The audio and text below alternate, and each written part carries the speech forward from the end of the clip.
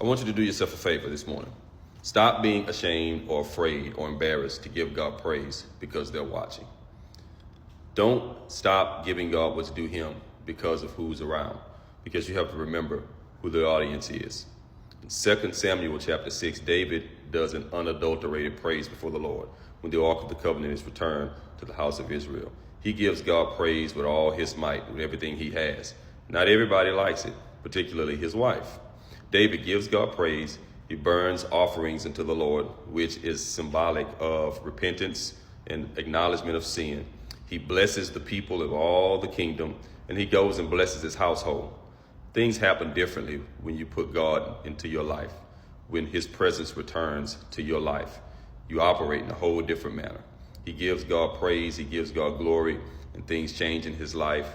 He gets happy, he has joy, he has jubilation. He blesses other people other than themselves, and he blesses his household.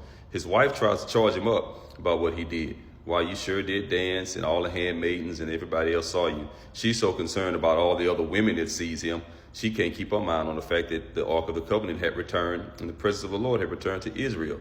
But David says, that wasn't for you, that was for the Lord. I danced before the Lord. In other words, he wasn't concerned about who could see him or who was watching. He was concerned and made sure he understood that what he did was to give God praise, to give God glory.